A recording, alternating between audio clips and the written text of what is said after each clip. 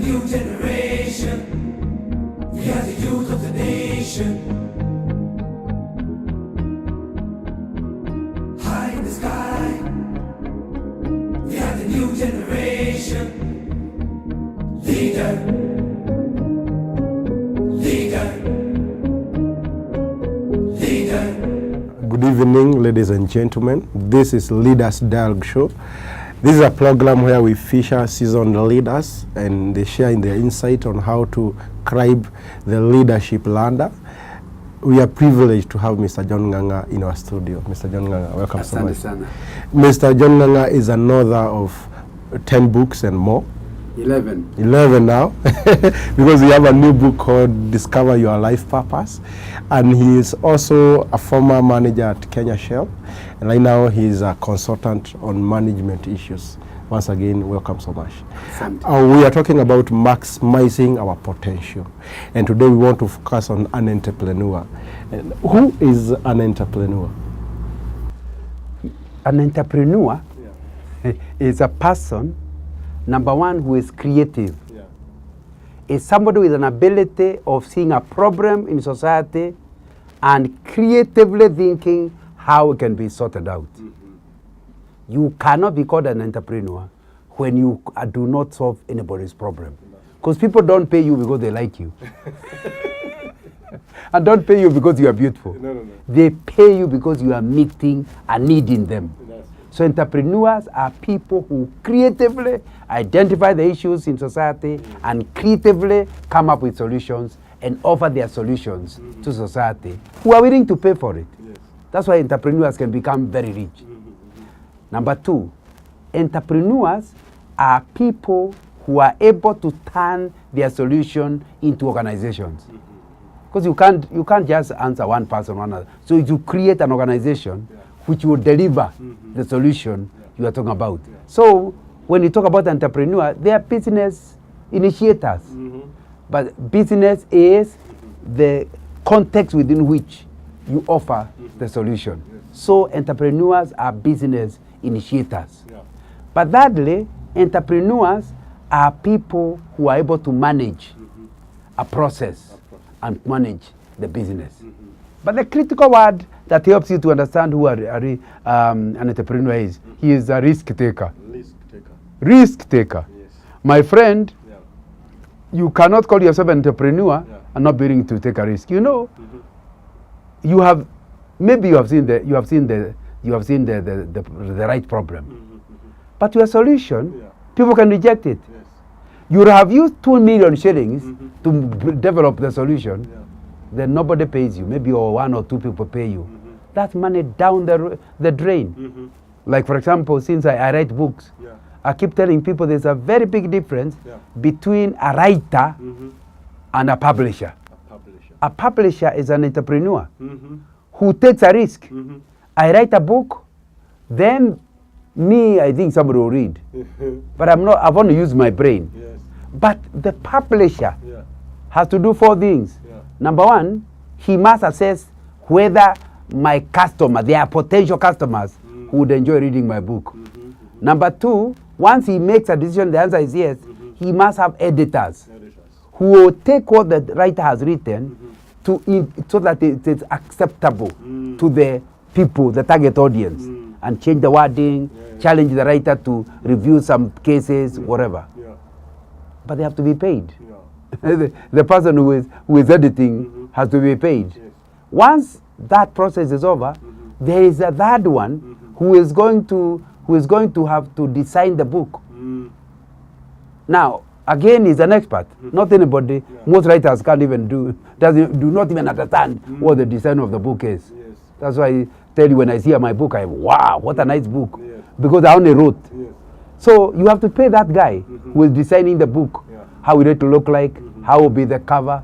How will be the pages? How wide will it be? How narrow? What typeface? All that. How presentable is it going to be? Now, not the content, but how it is packaged. So you have to pay that guy. Now, you are going on. You have to look for a proofreader. Who is not an editor. It's a very boring job. is to read the whole thing, Yes. checking whether it has any grammatical errors. He is not taking content. No, no. He's just saying, is that good English? Yes. Is it spelling right? And that person has also got to be paid. And finally, you have to get a printer. A printer. That person has to be paid. Yes. Hey, that's not all. You have to appoint a distributor A distributor. who also has to be paid. Yes. And then he has to pay something to the writer. All those people, other than the writer, Yes. are paid up front. Yes. You may invest $1 million shillings in a book. Yes. Then you now put it in the bookshops. Yes. Nobody buys. At least. That money is totally lost. Yes. The writer loses, of course, the time he put writing. Yes. But this guy loses pesa taslimu, real money. Real money. That's what you are saying. Yeah. If you want to be an entrepreneur, Mhm. you must understand you are a risk taker. Yes. And many entrepreneurs are beggars. Beggars. And that's what I'd like young people to hear. Somebody has given the impression Yeah. that I don't want to be employed. I just want to be an entrepreneur. Yes. Many entrepreneurs are beggars. See, you even sympathize with people Yeah. who tell you that my husband is an entrepreneur. The wife is the one who pays the bills. And the boy does not want to admit No. that he doesn't contribute anything. Yes. I'm an entrepreneur. Yes. Because the risk was so high, Yes. he's actually just there Yes. because he's embarrassed Yeah. about stopping. Yes.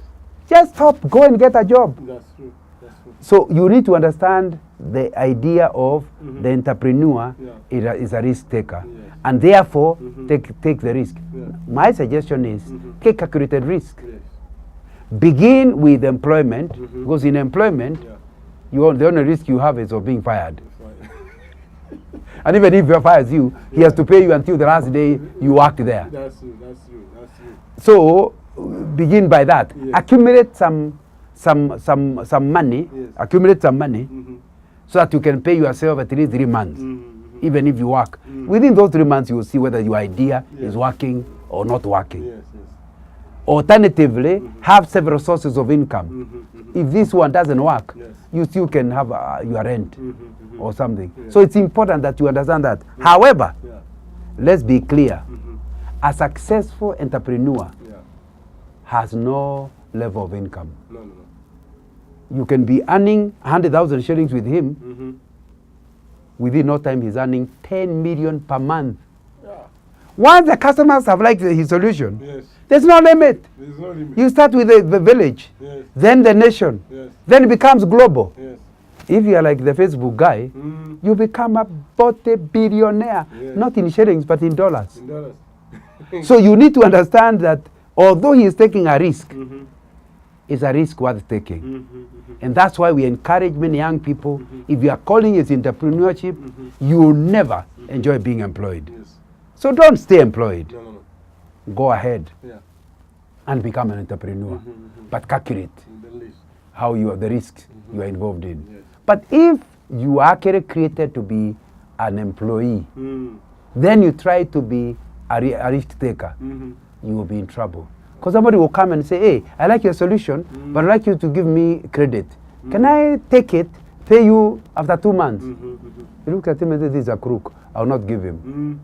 If everybody who comes, you don't give them credit, Yes. because you can't take risk. Yes. Within no time, nobody will buying your things. Yes.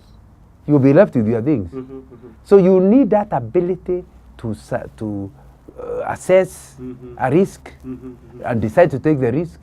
Because that same guy, once he has been able to like your solution, it's one who will advertise it. That's true. So it's important to understand that there is nothing wrong with taking risk.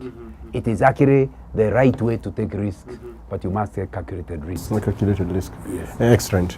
Now, an entrepreneur who want to go further than the scope of his work and want to some facility, some loans, how should they calculate their risk, and how risky should the risk be? You know, if you really want to grow, and you are an old or a neutral entrepreneur, there's what is called venture capital. Venture capital. Venture capital are another set of entrepreneurs who accumulate money to assist entrepreneurs to realize their dreams. Because you have a good idea, but you don't have the 1 million that is required. So if somebody else could give you the 1 million, if you are going to be earning 10 million a month, you can give him even 100% interest when the thing succeeds. So venture capital is the way to go for entrepreneurs. Look for somebody willing to believe in your idea, fund it, then when the business works, you pay him his money and you continue earning yours. So it's important that you understand. However, you need to assess your risk. For example, one of the things that I got from the Bible says, don't give somebody a loan against his bed. Because when in the evening he's unable to pay you and he has nothing to sleep on, God will hold you accountable. So you do not take a loan in order to start a business, and the collateral you are giving is where you are sleeping. So you can't take the house where your even children are living and take a loan on it. Move to a smaller house where they are living, then you can take a mortgage on the big one. Because you see, why wouldn't you do that? Because even with the best intention, every loan is a risk. And therefore, you should not take a risk that's beyond understanding. That's the first step to ensuring you don't end up bankrupt or in prison. Excellent, excellent. We are grateful for the insight. Ladies and gentlemen, keep forwarding your comments on our Twitter page at Leaders Dialogue Show, our Facebook page at Leaders Dialogue. We'll be right back after the break.